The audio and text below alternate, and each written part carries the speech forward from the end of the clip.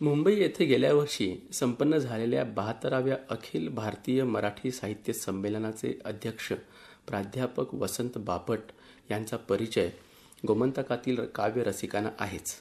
किंबहुना आजही 70 आणि 80व्या वर्षी असलेल्या चोखंदळ गोमंतकीय रसिकांना अर्वाचीन मराठी कवीविषयींची माहिती सहजपणे जरी विचारली तरी त्यांना भा. तांबे आणि माधव जुलियन माहिती आहेत. एक वेळ केशवसूत यांच्याविषयीची आठवण नसेल पण केशवकुमार खचितच आठवतात. बाकीबाब बोरकर, दामोदर अच्युत कारे ही नावे आठवल्यानंतर त्यांना सरळ पुढची 3 नावं आठवतात. ती म्हणजे मंगेश पाडगावकर, वसंत बापट आणि विंदा करंदीकर. त्यानंतरची नावे बहुधा माहितीही नसतील. या शेवटच्या 3 कवीवर तर गोव्याने विशेष प्रेम केले आहे. या कवित्रयानेही गोमंतकावर मनपूत प्रेम केले. आजच्याही गोमंतकीय पिढीला कविवर्य बापटांचे नाव ऐकून माहीत आहे, हेही विशेष. आज गोव्यात कविवर्य वसंत बापट आलेले आहेत. त्यांच्याविषयीचा विशेष परिचय आजच्या पिढीला व्हावा आणि त्यांच्याबरोबरच जुन्या जाणत्यांनाही नॉस्टॅल्जियाच्या आनंदाचे 4-2 क्षण अनुभवता यावेत अशी स्वतःवरच मर्यादा घालून मी कविवर्य बापटांची मुलाखत घेण्याचा प्रयत्न करतो आहे. कविवर्य वसंत बापट, मी आकाशवाणी पणजी केंद्राच्या वतीने तुमचे स्वागत करतो. नमस्कार. नमस्कार. प्रश्न असा की तुम्ही तुमचं जीवन संपूर्ण राष्ट्रीय बाण्याचे संस्कार घेत आकाराला आले. तुमची राष्ट्रनिष्ठा प्रखर असली तरी ती स्वतःचे प्रदर्शन मांडणारी नाही. तुमच्यावर साने गुरुजी, सेनापती बापट, S.M. जोशी, नानासाहेब गोरे, शिरूभाऊ लिमये, रावसाहेब पटवर्धन यांचे संस्कार होत असताना अशा मवाळ विचारवंतांपासून फारकत घेऊन सावरकरादी जहाल मतवाद्यांच्या छावणीत दाखल व्हावेसे तुम्हाला का वाटले नाही? नाही, प्रश्न चांगला आहे, पण हे सगळे मवाळ होते असं मला वाटत नाही. हे मृदू बोलणारे होते, पण आपल्या तत्वाबद्दल ते खूप आग्रही होते आणि मला त्यांचं सगळं जे तत्वज्ञान आहे ते पटत होतं फार. म्हणजे S.M. जोशी यांनी संयुक्त महाराष्ट्राच्या लढ्यामध्ये खूप नेते पण केलं, पण ज्यावेळेला त्यांना असं दिसलं की पोलीस इन्स्पेक्टरला लोक मारायला निघालेले आहेत त्यावेळेला आडवे हे जाणारे त्याला S.M. जोशीच होते. रावसाहेब पटवर्धन, आपल्याला कदाचित कल्पना असेल, 6 वर्ष तुरुंगात होते. म्हणजे 42च्या लढ्याच्या आधीपासून ते तुरुंगातच होते. आणि साने गुरुजी म्हणजे तर इतका उत्कटपणानं जगलेला दुसरा माणूसच मला माहित नाही. त्यामुळे यांचे संस्कार पुष्कळ झाले माझ्यावर. तुमच्या ज्वलजहाल स्वभावाचं दर्शन गेल्या वर्षी झालं होतं. साने गुरुजींच्या संस्कारानं पुन्हा एकदा बाजी मारली असं जाणवलं. असं काय घडलं की ज्यामुळे तुम्ही इतके व्यथित झालात? आणीबाणीच्या काळातही तुमचं रूप आम्ही पाहिल्याचं आठवतं. काय आहे त्याच्यामध्ये की खरं माझा काहीच त्यात वैयक्तिक अपमान होण्याचा वगैरे प्रश्न नव्हता.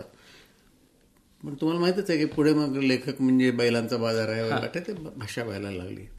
तर मला असं वाटलं की साहित्य संमेलनाला शासनानं काही अनुदान दिलं तर त्याची जिम्मेदारी आपल्यावर आहे असं घेऊन कुणीही माणूस असं म्हणायला लागला की आमचे पैसे परत करा, मग काय मनाला येईल ते बोला तुम्ही. साहित्यिकाला विकत घेतल्यासारखं. नाही, आणि जर मी बोललो नसतो समजा, जबाब दिला नसता ह्याला, तर माझा केवळ त्याच्यामध्ये घात नव्हता.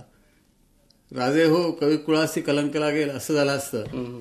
त्यामुळे स्पष्ट जे होतं ते बोलणं भागच होतं. म्हणून मी फक्त एवढंच म्हटलं की पैसे तुम्ही दिले म्हणजे कुणी दिले आणि कुणाला दिले? मला दिले का? मला तर काही दिलेले नाहीत आणि तुम्ही देणारे आहात हे मला माहीतही नाही आहे. असं पुष्कळ गमतीचं त्याच्यात बोलणं होतं. पण एक गोष्ट घडली त्याच्यामुळे की सगळ्या लोकांना असं वाटलं तिथे जमलेल्या की आपल्या मनातलं बोलले. तेव्हा ठीक आहे, कवीचं काम काय असतं, what they feel we express, नाही का? बरोबर. एका बाजूने अशी राष्ट्रीय बाण्याची संवेदनशीलता जोपासत असता तुम्ही तमाशा, वग, संवाद, गाणी, पोवाडे लिहिले. तुम्ही कलापथक चालवलं, ते नावारूपाला आणलं.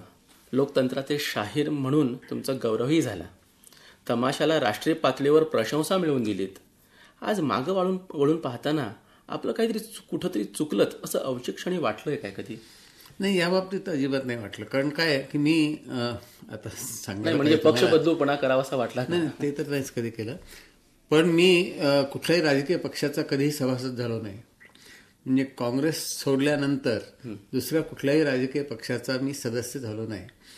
पण हे कुठून आलं सगळं तमाशाचा वेळ किंवा लोककलांचा वेळ? तर तुरुंगामध्ये असताना नीम वेल्सचं पुस्तक मी वाचलं, रेड स्टार ओव्हर चायना. आणि त्याच्यात असं लिहिलेलं होतं की चीनमधल्या विद्यार्थ्यांनी आणि तरुणांनी लहान लहान गट स्थापन केले आणि ते खेड्यापाड्यातनं जाऊन आपल्या मतांचा प्रचार करायला लागले. शेवटी शेतकऱ्यांना घेऊन सामुदायिक गाणे ते गायला लागले. तर मला असं वाटतं की आपलं सुद्धा जीवित कार्य हेच आहे खरं म्हणजे, की तुरुंगातून सुटल्यावर करायचं काय हा प्रश्न कधी पडलाच नाही, कारण तुरुंगातच ते ठरवलं होतं. कारण मी पोवाडे लिहित होतो. मी 1943 ते 45 मध्ये तुम्ही तुरुंगात होता. हो. पण 45 साली बाहेर आल्यानंतर शिक्षण जे अर्धवट सोडलं होतं, म्हणजे कॉलेजवरती लाथ मारणं वगैरे काही जाऊ द्या, आपण ते बोललं सोडून देऊ. कॉलेज सोडलं होतं तेव्हा. त्यामुळे उत्तम रीतीनं मी परीक्षा BAच्या MAच्या पास झालो. आणखी माझा MAचा रिझल्ट लागायच्या आधीच मला धारवाडला प्राध्यापक म्हणून नेमणूकही मिळाली. पण ते झालं जरी तरी प्रत्येक सुट्टी ही मी या कामासाठी वापरली. म्हणजे हे अभिमानानं मला सांगितलं पाहिजे की 50 वर्ष जवळजवळ मी सुट्टी घेतलेली नाही याची. उन्हाळ्याची सुट्टी, दिवाळीची सुट्टी काही नाही. हे काम करायचं आपल्याला. म्हणून कलापथकाची व्रत असं तुम्ही स्वीकारलं होतं. नाही, मी असं विचारायचं कारण असं की तुम्ही ऐवजी साने गुरुजींचं एक अधिकृत चरित्र लिहू शकला असतात किंवा आपण लिहू शकलो असतो, असं तुम्हाला नंतर कधी वाटलं का हे करण्यापेक्षा? मी आळशी माणूस आहे, त्यामुळे चरित्र ग्रंथ लिहायला जी बैठक मारावी लागते ती कुठली जमणार मला. त्याच्यापेक्षा त्यांच्या पावलावरती पाऊल टाकून गाणी लिहावी, सगळ्यांनी मिळून ती म्हणावी, हीच इच्छा जास्त मनामध्ये प्रबळ झाली. तुम्ही मग अशी उल्लेख केलातच की 1942च्या भारत छोडो आंदोलनात 1943 ते 45 ही 2 वर्ष कारावासात घालवले. पण त्यानंतर मात्र एका बाजूने संस्कृत व मराठी भाषा विषयांचे प्राध्यापक म्हणून नाव लौकिक मिळवत असताना तुम्ही केवळ कविता लेखनाकडे वळला. बिजली, सेतू, 11वी दिशा, सखिना, मानसी, प्रवासाच्या कविता, शिंग फुंकेले रणी, शूरमर्दाचा पोवाडा, तडकोट, ह्या सगळ्या मी सांगतो ना, एकूण 14 पुस्तकं माझी कवितांची आहेत. नाही, परंतु या पुस्तकांची नावं वाचायचं कारण एकमेव कारण असं की आजच्या तरुण पिढीला ही नावं माहीत असली पाहिजेत. गोमंतकीय तरुणांना ही काही शीर्षक माहीत नाहीत हे मी समोर ठेवूनच वाचले. काय की आता ही मी वाचताना प्रश्न विचारायचा तो असा की ह्या कवितेत एका बाजूने जनजागरण करणारी, क्रांती करण्याची भूमिका अशी जी काही जाणीव आढळते ती तुम्हाला आज ही भाबडी जाणीव होती असं वाटतं का? की म्हणजे मी जसं मगाशी म्हटलं की जर मी समजा सवालाला जबाब दिला नसता तर सगळ्यांचा अपमान झाला असता, तसं मला असं वाटतं की आम्ही तरुण मंडळी जर त्यावेळेला कॉलेज शिक्षणामध्ये गुंतून राहिलो असतो तर बरोबर झालं नसतं. मी त्यावेळेला लिहिलेली कविता आहे की प्रणयमय जीवनी दंग होता, विसरणे मातृभू क्षम्य नाही, मातृभू पूजनी रंगताना, प्रणयमय जीवनही रम्य नाही. तेव्हा असा दोन्हीचा भाग होता. एक ही गोष्ट खरी आहे. त्यामुळे पुढे सुद्धा आयुष्यामध्ये एकीकडे जशी ही क्रांतिगीतं ज्याला तुम्ही म्हणता तर तीही लिहिली किंवा राष्ट्रीय बाण्याची गीतं लिहिली, पण शेवटी मी माणूस होतो ना.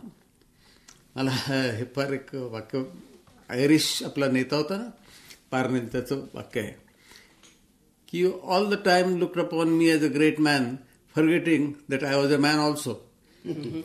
तर तसं कवी राष्ट्रीय बाण्याचं आहे, अमुक आहे तमुक आहे, पण ठीक आहे, पण त्याला बाकी निसर्ग भावना आहे, ते बाकी भावना आहेत. त्यामुळे कवितेमध्ये कुठलीही अशी एकसुरी आपली हे होऊ नये कविता म्हणून काळजी घेतली. म्हणजे SM जोशी म्हणायचं, तुम्ही प्रेमकवीच आहात असे नाही. SM जोशी म्हणायचे की अरे आमचं झाड म्हणजे ताडामाडासारखं एका दिशेने उंच गेलं, ही गोष्ट खरी, पण तुझ्या आयुष्याला कशा फांद्या फुटल्यात मला फार बरं वाटतं. आणि असा माणुसकीचा अर्थ समजणारा नेता मिळाल्यामुळे मला फार आनंद झाला. कविवर्य बापटाने मराठीतील बालकवितेस दालनही समृद्ध केलं आहे. पाडगावकर, बापट, करंदीकर यांना हातात हात घालून या दालनात प्रवेश करावासा वाटला. याचं कारण कोणतं असावं बापट? लहान मुलं आवडतात हे कारण त्याच्यामध्ये आहे की चुश म्हणून, की प्रौढ रसिकांच्या टाळ्यांचं उभं घाला म्हणून, की खरोखर तुमच्यातलं एक बाळक तुमच्या साठीनंतर पुन्हा जागं झालं म्हणून? नाही, ते बालक नेहमी जिवंतच आहे असं मला वाटतं. पोरच आहे मी असं नेहमीच वाटत आलं आणि आजही वाटतं. पण त्यापेक्षा सुद्धा एक असं मनामध्ये आलं की लहान मुलांचं जग जे आहे त्याच्याशी आपण किती अपरिचित आहोत. मी कधी शाळेत शिकवलं नाही हे माझ्यामध्ये वैगुण्य आहे असं मला वाटतं. कुठल्याही लहान मुलांच्यात कधी मिसळायला गेलोच नाही तसा. पण तरी सेवादलात असतानाही भाऊ लहान, बहिणी लहान, लहान लहान मुले, आम्ही लहान लहान मुले असली गाणी लिहित होतो मी, नाही असं नाही. पुढे पण असं वाटलं की नाही, मुलांच्या जगामध्ये आपल्याला प्रवेश करणं फार अवघड आहे, कारण सोपं लिहिणं फार अवघड असतं. तेव्हा का नाही घ्यायचं हे आव्हान आपण, म्हणून मी ते लिहिलं. पण तुम्ही कथा कादंबरी लिहिल्याचं काही ऐकिवात नाही. एक विसाजी पंताची बखर सोडली तर, पण तोही एक उपहासात्मक उपरोधात्मक असा लेखनाचा प्रयत्न होता. या साहित्य प्रकाराविषयी आस्था नाही म्हणून की केवळ कवितेवरच प्रेम करायचं ठरवलं म्हणून? सुरुवातीलाच मी म्हटलं की बैठक मारून मोठं पुस्तक लिहिणं, ग्रंथ लिहिणं हे खरं माझ्या स्वभावातच नाही. तौलनिक साहित्य अभ्यास नावाचा ग्रंथ मी केवळ विद्यापीठानं दडपण आणल्यामुळे मी लिहिला, नाही तर तिकडे मी वळलो नसतो. विसाजी पंताची बखर ही वेगळी गोष्ट आहे. म्हणजे आर के लक्ष्मण याचं मला हे उत्तर आठवतं की मला विनोदासाठी विषय शोधावेच लागत नाहीत, ते विषय मला राजकारणातले लोक पुरवत असतात. तसं विसाजी पंताची बखर लिहिताना मी साधनेत काम करत होतो आणि मी म्हटलं दर आठवड्याला 15 आपण या सगळ्या लोकांची जरा फिरकी घेऊया, म्हणून ती विसाजी पंताची बखर लिहिली. पण त्याच्यामध्ये एक प्रयत्न माझ्या मनात हेतू नव्हता तसा, पण तो झाला की बखरीची जी भाषा आहे तिचंही विडंबन करता येतं हे त्याच्यामधनं सिद्ध झालं. आणि एक मजेदार लोकांना पुस्तक मिळालं. मी प्रयत्न केला म्हणत आपण खरं आहे, पण ह्या माझ्या प्रयत्नाला विमादी पटवर्धन, चिमी जोशी यांच्या नावानं असलेले जे विनोदी लेखनासाठी पुरस्कार आहेत ते मिळाले. दमा मिरासदारांनी तर असं एक विधान केलं की आता बापट आमच्यात आले असं मला वाटतंय. तर तसं काही नाही. शेवटी आपल्या आयुष्याला अनेक दिशा असतात, अनेक परिमाणं असतात, आपण हेही लिहितो, त्यात काय. आतापर्यंतचे सगळे प्रश्न कविवर्य बापट यांचं साहित्य कर्तृत्व अधिक ठसठशीतपणे दिसावं, गोमंतकातील तरुण पिढीस त्यांचं दर्शन व्हावं या भूमिकेतून विचारले गेले.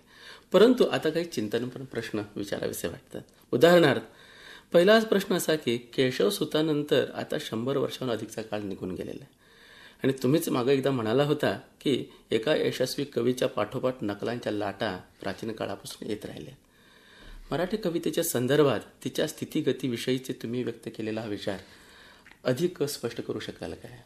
तुम्ही फारच गंभीर बोलता बा. मला तुम्ही देतो ते तुम्हाला फार हलकं फुलकं वाटेल त्याच्यामुळे, बरं का. ते असं आहे की चांगला कवी, एखादा मोठा कवी झाला म्हणजे त्याचं अनुकरण आपण करावं ही बुद्धी कवीनंही व्हायला लागते. म्हणून एक तुतारी द्या मज आणून ही कविता झाल्यानंतर गिरीवर माझ्या आम्ही चढतो, शिंग एकदा फुंकितो, हे काय, हे अनुकरणच आहे सगळं. आणि ही बुद्धी म्हणजे रेव्हरंड टिळकांच्या पासून बालकवींच्या पर्यंत सगळ्यांना झाली. कारण केशवसुत हा खरोखरच कवींचा कवी होता असं मला वाटतं. केशवसुतांनी भाषेबद्दल, कवितेबद्दल आणि समाजाबद्दल जे म्हणून ठेवलेलं आहे तर ते चिरंतन उपयोगाला आम्हाला आलेलं आहे असं मी समजतो. उदाहरणार्थ, ब्राह्मण नाही, हिंदूही नाही, नमी एक पंथाचा, तेच पतित की जे आखडती प्रदेश साकल्याचा, हे 1905च्या सुमाराला लिहिणारे केशवसूत जे आहेत त्यांनी पुढल्या संबंध शतकाच्या मार्गक्रमणाची दिशा दाखवलेली आहे की नाही आपल्याला, की आम्ही ही जातीपातीचे सगळे तट फोडून टाकू आणि नव्या मनूचा नवा शिपाई आहे, कोण मला वठणीवर आणू शकतो ते मी पाहे. म्हणजे आम्ही जे पुढे बोलत राहिलो की संघर्षाची भूमिका सोडता येणार नाही, त्याचं सुतोवाच सगळं केशवसुतांनी करून ठेवलेलं आहे असं मी मानतो. तीच गोष्ट पुढे माधवरावांची म्हणजे माधवजीवनांची जेव्हा कविता आली त्यावेळेला त्याच्या नकला काय कमी झाल्या का? आज सुद्धा तुम्हाला असं दिसेल की एखादी च्यूस म्हणून गझल निघाल्यानंतर सगळे लोक गझल लिहायला लागतात. आता तर चारोळ्या लिहिणं, अमकत लिहिणं, बात्रटिका लिहिणं याचे पेव फुटलेलं आहे जसं काही. तेव्हा समर्थ कवींना मिळालेलं हे वरदान किंवा शाप आहे की त्यांच्या मागून येणारे सगळे त्यांच्या नकला करायला लागतात. परंतु हंसानं जसं चालावं तसं कावळ्याने चालू नये असं नाही म्हणता येणार. पण हंसानं हंसासारखं चालावं आणि कावळ्यानं कावळ्यासारखंच उडावं. तो किती तऱ्हेने उडू शकतो ते मोरोपंतांच्या कवितेत वाचायला मिळेल.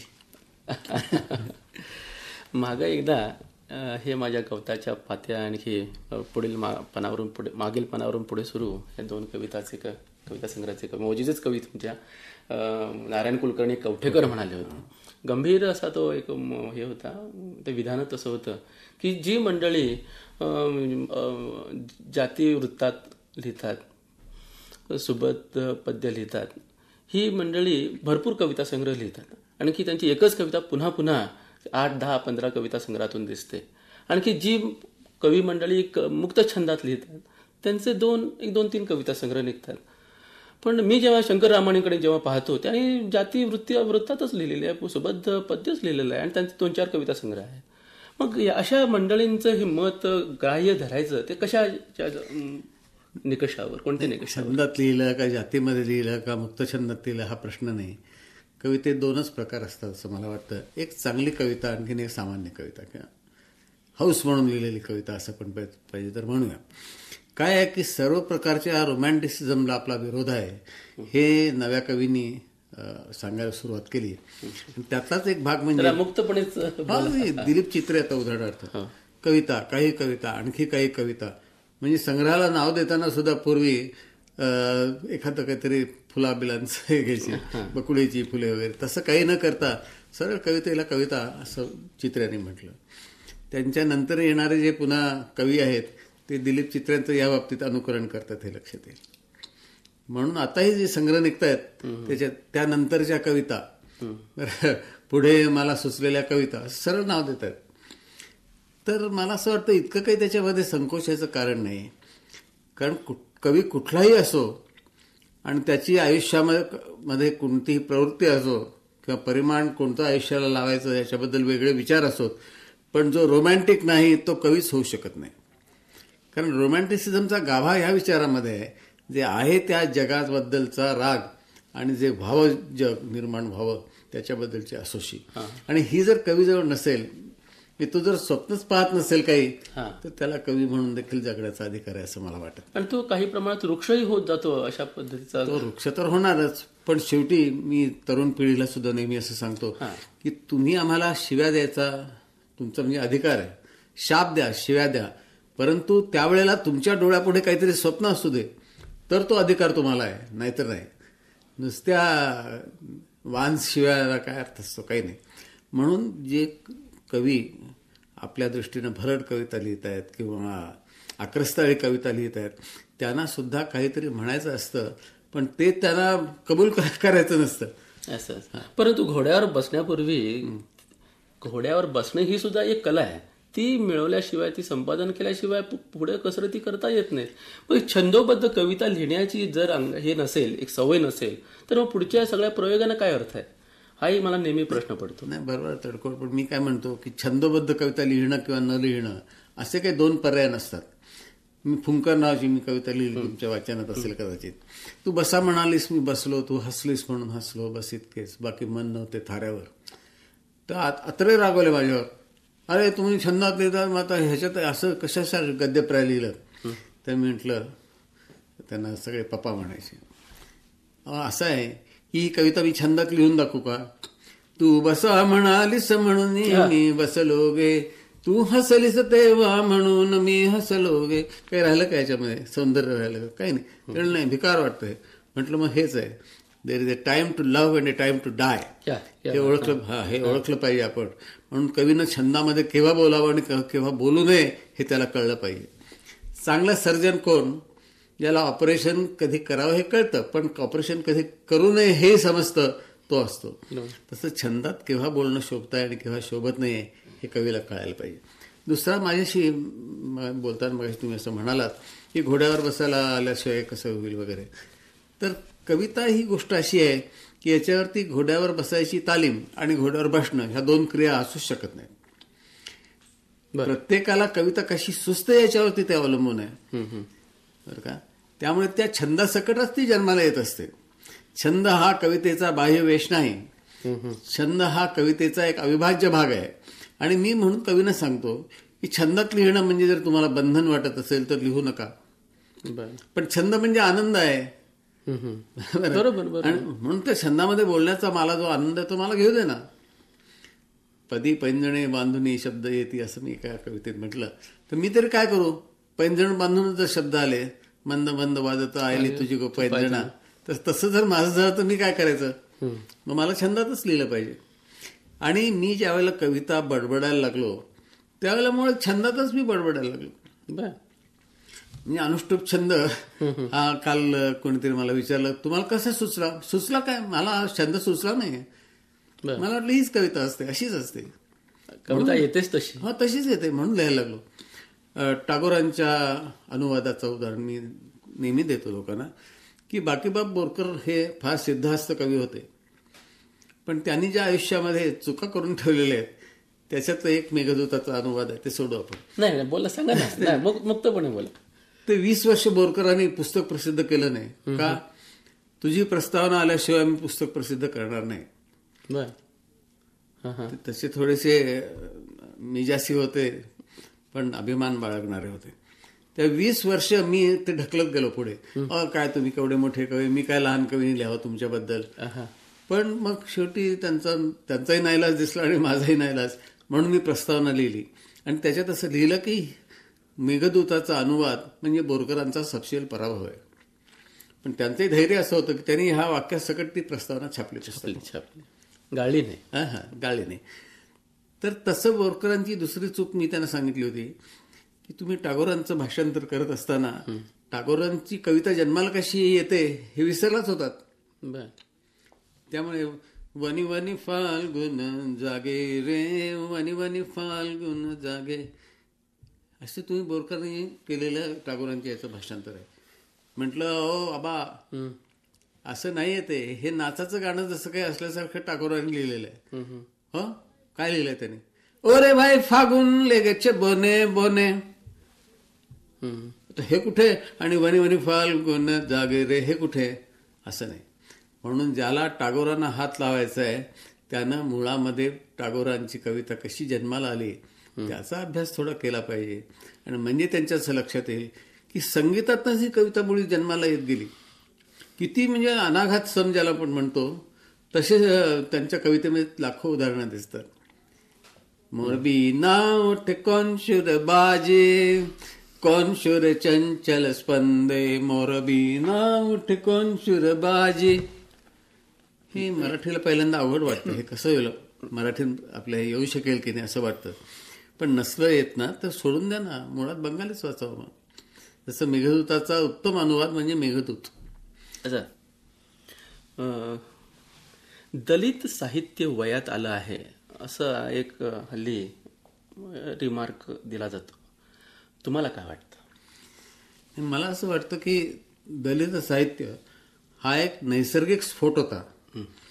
इतके दिवस दबून राहिलेल्या सगळ्या आवाजांना, म्हणजे अवकाशाच्या ओसाडीतील पडसाद मुकेचे आजवरी, होतील ते वाचाळ सत्वरी, ही पुन्हा केशवसुतांची जी भविष्यवाणी आहे तीच खरी झाली. हे अवकाशाच्या ओसाडीमध्ये मुके पडसाद राहिलेले होते सगळे, ते वाचाळ झाले. पण काय झालं याच्यामध्ये की किती वेळ रागावून बोलावं याचा विवेक सुटला. सारखी जर चीडच व्यक्त व्हायला लागली, सारखा राग व्यक्त व्हायला लागला तर ते पुढे वाचकांना कंटाळवाणं व्हायला लागतं. शिव्याशाप देणं, उदाहरणार्थ निग्रो कवितेमध्ये तुम्हाला दिसेल की फार लवकरच ते निग्रोंच्या खऱ्या सुखदुःखाबद्दल, त्यांच्या घरगुती कौटुंबिक समस्याबद्दल लिहायला लागले कवी. असं आपल्याकडे होतच नाही. आणि दलित साहित्यामध्ये सुद्धा ज्याला आपण one picture producing film company म्हणतो तसं एक आपलं आत्मचरित्र सांगणं आणि पुढे संपतं सगळं. म्हणजे दया पवारांच्या सारखा समर्थ लेखक जो आहे त्याचं सुद्धा आता पहा तुम्ही की बलूत हे झाल्यानंतर पुढचं जे लेखन आहे ते तुम्हाला आठवतं तरी का? तुम्ही मराठीचे प्राध्यापक, तर ते सगळं सपक आणि काहीतरी लिहायला लागले. तीच गोष्ट उपरा, उचल्या या सुद्धा ग्रंथांच्या बद्दल तसंच झालेलं आहे. म्हणून शरणकुमार लिंबाळे किंवा लक्ष्मण माने हे चांगले लेखक नाही आहेत असं नाही, पण ते जास्त लिहू शकणार नाहीत कारण ते मुळे स्वतःच्या वैयक्तिक अनुभवाच्या पलीकडे गेले नाहीत. आणि साहित्य केव्हा निर्माण होतं? ज्यावेळेला इमॅजिनेटिव्ह रिकन्स्ट्रक्शन, कल्पनेच्या बळावरती आपण संबंध वास्तवाचं पुन्हा पुनर्लेखन करायला लागतो, त्यावेळेला साहित्य निर्माण होतं. आता लिंबाळेंचा तुम्ही उल्लेख केला, त्यांची अक्करमशी घ्या. आता हा अनुभव आपल्या मराठी साहित्यामध्ये यापूर्वी आला होता असंही नाही, आणखी या नंतरही तो असं येईल असंही नाही. त्या निमित्तानं जर असे अनुभव येतच राहिले काही काळ तर काय बिघडणार आहे? हे पहा, सगळ्या अनुभवांचं साहित्य नाही होऊ शकत. सगळे अनुभव, प्रेमानुभव सुद्धा असे आहेत की त्यांच्या कविता नाही होऊ शकत. शेवटी कविता हे वर्क ऑफ आर्ट असते.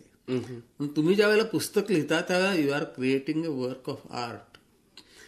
आणि म्हणून विचार केला पाहिजे आपल्याला की जे सांगून झालेलं आहे ते पुन्हा पुन्हा कशाला सांगायचं.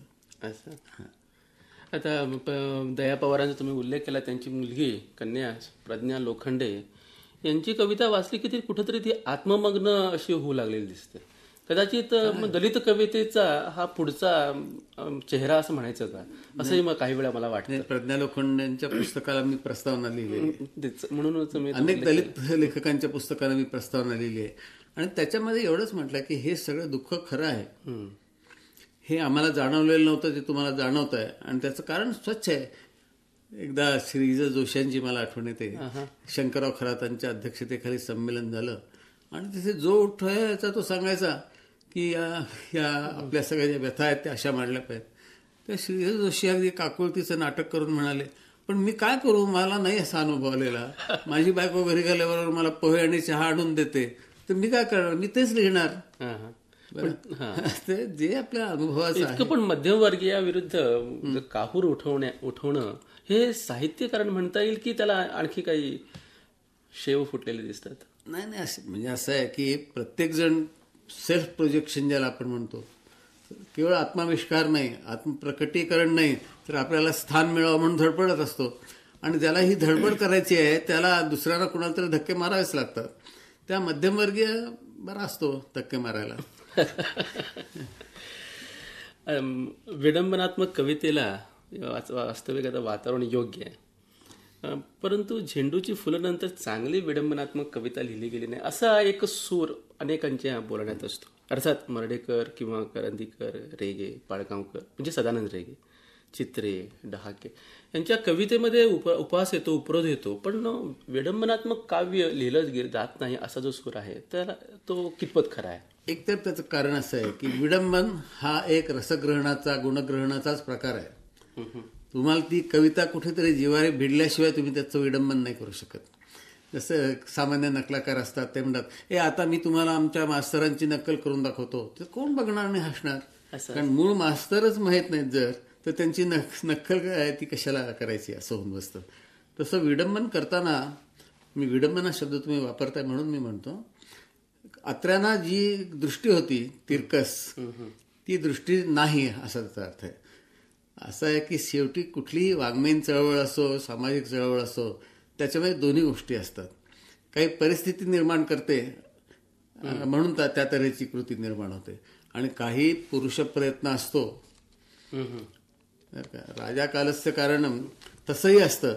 त्यामुळे अत्रेय यांची प्रतिभा जर तशी होती तर विडंबनात्मक कविता निर्माण झाली. त्यांच्यानंतर खरं मराठीमध्ये ज्याला खऱ्या अर्थानं विडंबन कविता म्हणता येईल ती काणेकरांनी क्वचित लिहिलेली आहे. ती जयकृष्ण केशव उपाध्यायांनी लिहिली आहे. धोंड्यात जावो ही लढाई, आपल्या बाच्याने होणार नाही, समोर सारेचं बेटे जावे, बापदादे काके मामे, हे भगवद्गीतेमधल्या याचं विडंबन केलं. पण ते सुद्धा लोकांना फार पसंत पडलं.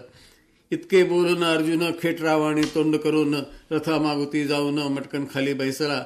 बरं म्हटलं तरी गीताच आहे सगळी.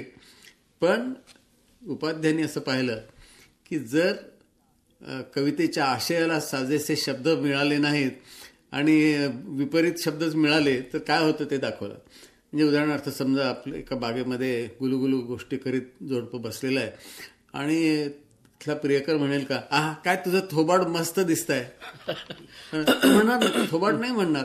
मग म्हणून ते तिथे वदन, मुख वगैरे शब्द आहेत ते वापरावेसे वाटतात. वाह काय तुझं मुख कमल आहे, मुखमंडल कसं आहे वगैरे असं बोलायला लागतात माणसं. तेव्हा हे लक्षात ठेवलं पाहिजे की विडंबनकार हा थोडा फरक करत असतो.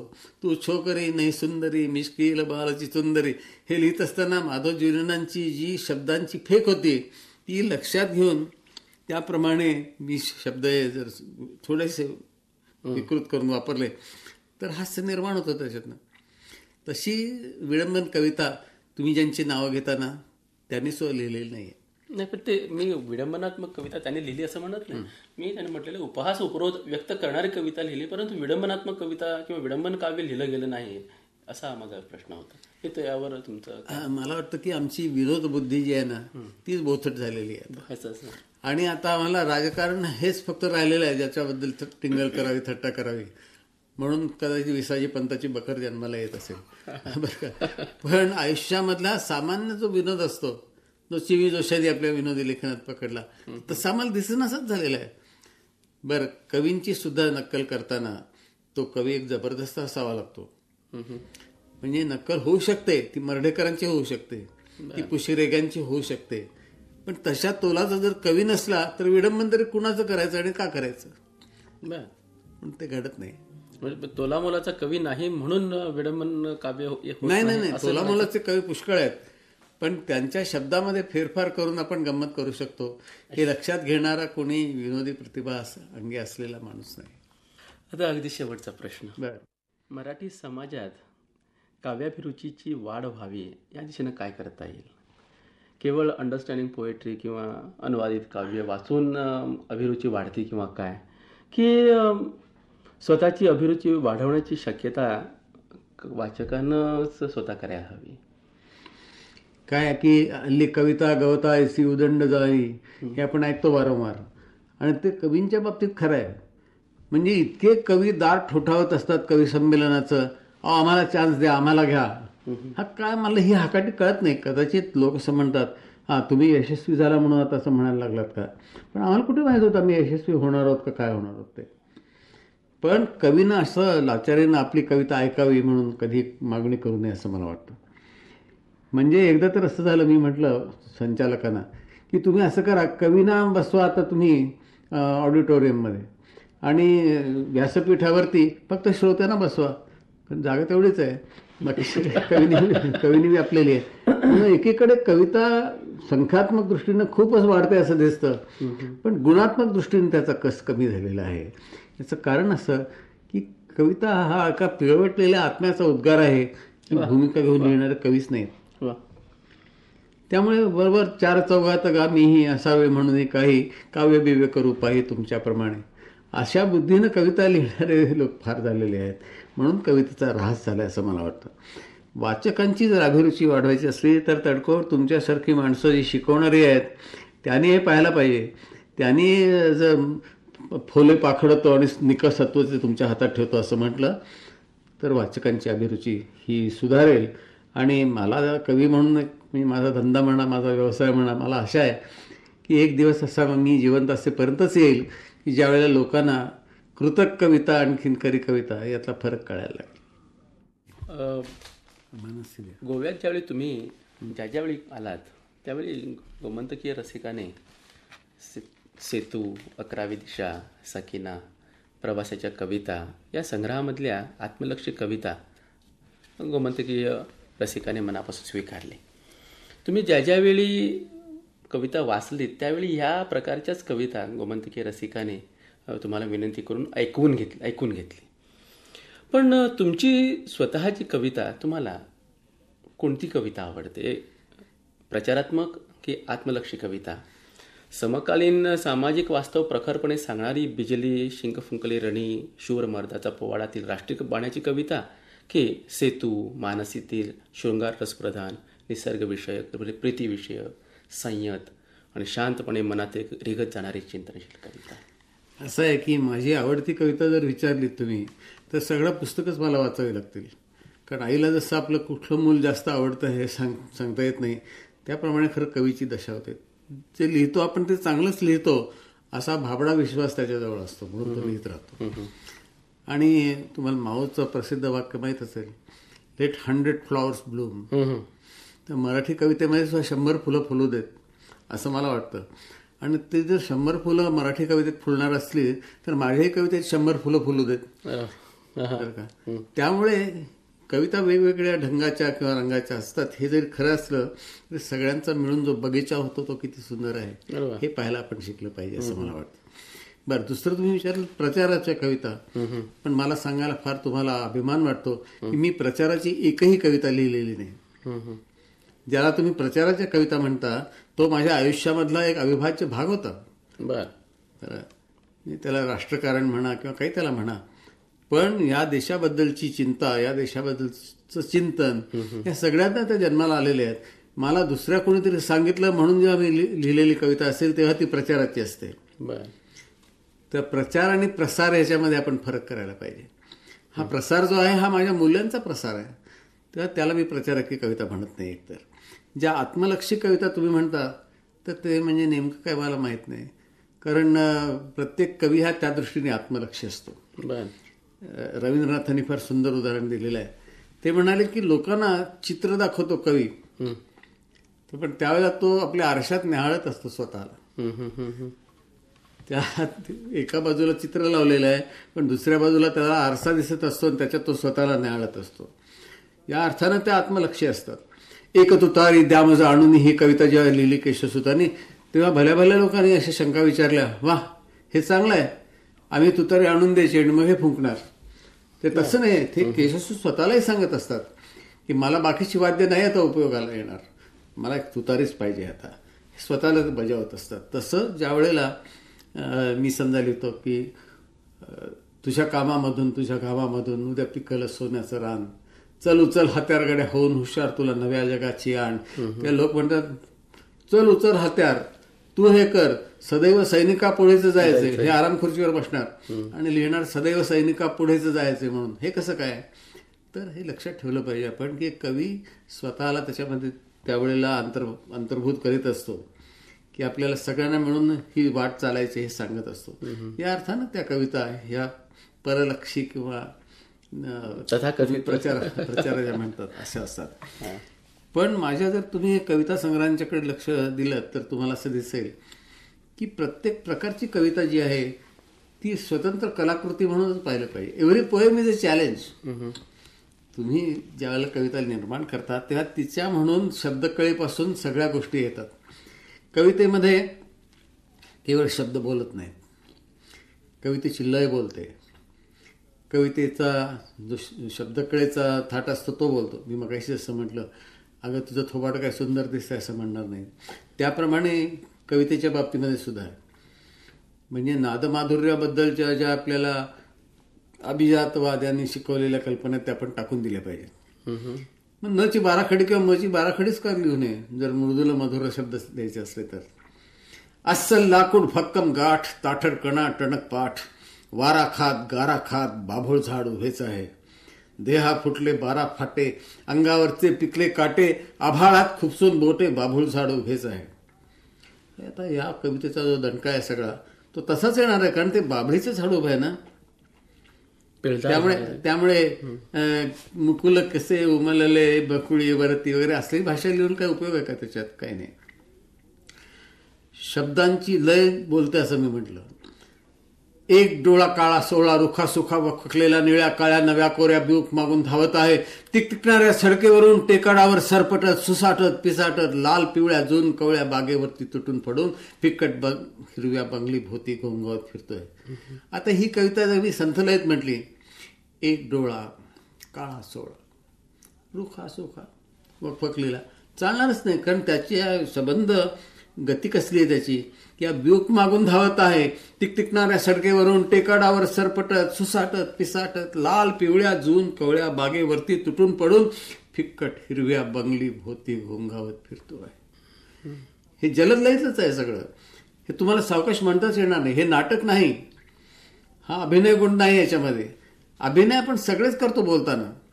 तुम्ही तर शिकवताना जर असे उभं राहून सारखे शिकवत असाल तर विद्यार्थ्यांना काही त्याच्यात कळणार नाही.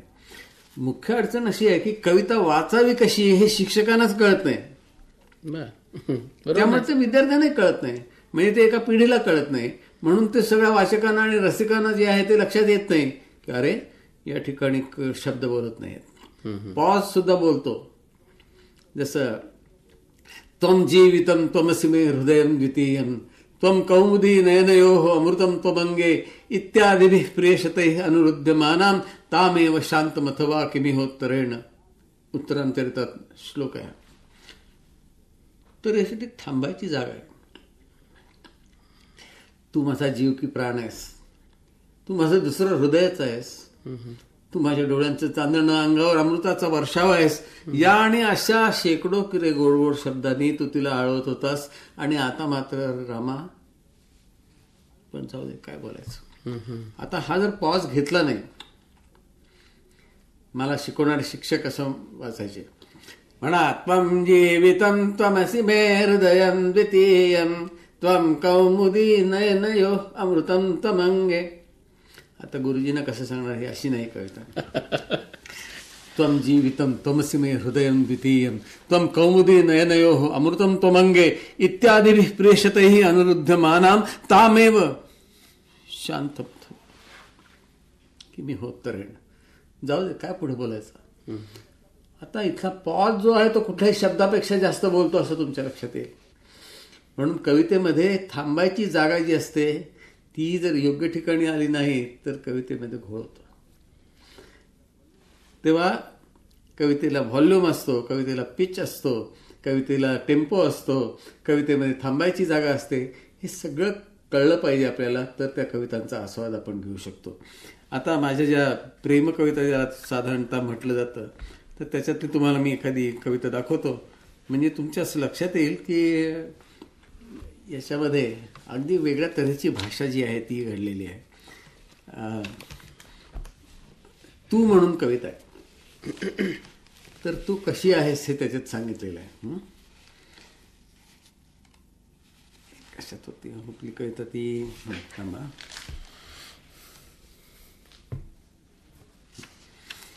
आता प्रेम कविता ज्या आहेत त्या अस्सल लाकूड भक्कम गाठ वगैरे अशा म्हणता येतील का? अशा नाही म्हणता येणार. सुस्नात सकाळी सोनटक्क्याचा गाभा तू, आळसावल्या दुपारी वाळ्याच्या वासाची, मावळत्या संध्येची सुरंगी आभा तू, कुंद रात्री नव्या चंद्राच्या भासाची, रजपूत चित्रामधली अरळ तरळ रागिणी, आघळ पघळ किमोनोत मुलखाहून वेगळे तू, झाकली न झाकलेली सोनसळा नागिणी, तंगचिटामधली गुलछडीच कवळी तू, अशी पाहू तशी पाहू कशी कशी पाहू तुला, सुळसुळीत मासोळीची छबी तरी घेऊ कशी, चांदण्यात द्रवणारी स्फटिकाची पुतळी तू, मनात जिथे मावत नाहीस हातामध्ये ठेवू कशी. वा वा. आता याच्यात 2 ओळी वाढवल्या असत्या, 4 ओळी वाढवल्या असत्या तर कविता बिघडली असते असं तुम्हाला दिसेल. म्हणजे कविता केवढी असावी, थांबावं कुठेही कळलं पाहिजे कवीला. तर अशा जर कविता लिहिल्या तर त्या आपल्या कविता, त्याच्यात आपण प्रेमात पडतो अशा कवितांच्या. पण हे दरवेळेला जमेलच असं नाही कवीला सुद्धा. उदाहरणार्थ ह्याच त्याच्यामधली संग्रामातली दुसरी कविता आहे. तू असतेस तेव्हा तसा प्रश्न नसतो, तेव्हा असते सोबत हवा पाण्याची, सोबत असते फितीवरल्या गाण्याची, शिळोप्याच्या गप्पा टप्पा वादावादी, त्याच वेळी टपकलेले दुसरे नादी, तासा 2 तासांचा तर असतो सवाल, हवालदिल होण्यासारखं असतंच काय, कॉफी करण्यात 10 मिनिटं सहज जातात, उभय पक्षी गृहीत असतात शिष्टाचार, म्हणजे तशी गुंतागुंत नसते फार. तू असतेस मी असतो ते असतात, तू हसतेस मी हसतो ते हसतात, पण तू नसतेस तेव्हा होतेस मस्तक सबंध, आणि मी शुद्ध देह केवळ कबंध. तर यात तुम्हाला असं दिसेल की छापलेली कविता ही फसवी असते. कारण ती कविता वाचायची कशी हे म्हणावीच लागते आपल्याला. कारण कविता हा उद्गार आहे, लक्षात घ्या. त्या उद्गाराला त्याचा रंग, त्याचं रूप, त्याचं दीर्घता किंवा लघुता, या सगळ्या गोष्टी सांभाळाव्या लागतात. आता मानसी ह्या कविता मी कधीही जाहीर वाचनात म्हणत नाही, कारण कुणीतरी गळ्याची शपथ घातली ना हे असं वाचायचं नाही तिथे म्हणून. बरं. पण आता त्याच्यामध्ये पहा कशी आहे की तुम्हाला म्हणजे वाण दाखवतोय. दशोपनिषदांच्या दशा माझ्या चक्री पागोट्याला, कपाळावर भगवद्गीतेचे गंध, 6 पट्टे दर्शनांचे, प्रत्येक दंडावर 3-3, आणि ही 40ची भिंगे म्हणजे 2 योग वासिष्ठेच जाड जाड, मस्तकात पतंजलीचा अनाहत नाद, जवारदार वैखरीचा तंबोरा, प्रत्येक शब्दामागे शब्दज्ञानाच्या खणखणीत खडावा, हातात काव्यशास्त्राचा कमंडलू, खांद्यावर लाल शाल जोडी जरतारी, आता फक्त तूच विचारू शकतेस, सिनेमातल्या गाण्याच्या भेंड्या लावूया का? बरं, आता काय आहे की आपल्या विद्वत्तेचा आपणच केलेला हा उपहास आहे खरं सगळं. आता कॉलेजमध्ये शिकवतात माणसं किंवा विद्यापीठात शिकवतात आणि खूप अवडंबर शब्दांचं माजवतात, पण हे सगळे शब्द काढून टाकले पाहिजेत अशा कविता त्यात. जिना उतरताना पैंजण वाजावे तशी हसत गेलीस. इथून तिथे ताशा मशीनगन सारखा वाजला आणि मंत्राक्षतांचे छरे चंद्रज्योतीसारखे फुटले. तेव्हा माझ्या डोळ्यासमोर अंधारी आली. जागा झालो तर तू गैवरून सांगत होतीस, अतिश्रमाचा परिणाम हा. मग मी उपमा शोधित राहिलो. जणू काही जणू म्हणू काय म्हणू. पुष्कळ पोथ्या पालथ्या केल्या, दळणदार भावगीतांच्या तबकड्या ओरपल्या. शेवटी व्यावसायिक कवीनं विचारले, उत्तर एकच, हा आमचा विषय नाही.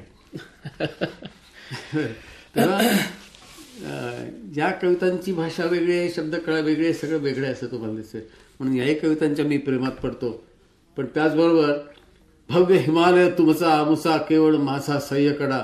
गौरी शंकर उभ्या जगाचा मनात पूजिन रायगडा. तुमच्या आमुच्या गंगा यमुना केवळ माझी भिवरथडी. प्यार मला हे कभिन्न कातळ, प्यार मला छाती निधडी. आता हे मी सौम्य शब्दात कसं सांगू? हे सौम्य शब्दात सांगता येणार नाही. There is a time to love and a time to die. हे लक्षात घेऊन जर कवी वागला नाही तर काय जातिवंत कवीच नाही तो. कुठंतरी थांबायलाच हवं. तो एक निसर्गक्रमच. काही काळ कविवरे बापटांच्या सहवासात घालवता आला हे संचिताचं फळच म्हणायचं. बापट, तुम्ही ही संधी आम्हा समस्त गोमंतकीय काव्यरसिकांना दिलीत म्हणून मी आकाशवाणी पणजी केंद्राच्या वतीनं तसंच माझ्यातर्फे कृतज्ञता व्यक्त करतो. धन्यवाद आणि पुन्हा नमस्कार. नमस्कार. परंतु तुम्हाला एक सांगतो मी याच्यामध्ये की तुम्ही सुद्धा मला संधीच देत असता ना, नाहीतर कोण ऐकतो? असं का कसं लिहिलं आणि कसं लिहिलं, कोणाला त्याच्यामध्ये रस लागतो? कामुळी कोणी करावे प्रेम एखाद्यावरी, असं माधवजी वेदांचा सवाल होता. तर तसं हे कवितेचं सुद्धा आहे. कामुळी कोणी म्हणाया सांगते कविता मला, असं कोणी सांगत नाही. दुसऱ्याची कविता ऐकायचं म्हणजे फार त्रास होतात. पण तुमच्यासारखे ज्या वेळेला जाणकार हे विचारायला लागतात प्रश्न, ते बरं वाटतं. आणि उलट तपासणीप्रमाणे कबुली जबाबाला सुद्धा थोडीशी मजा येते. बरं, नमस्कार. नमस्कार.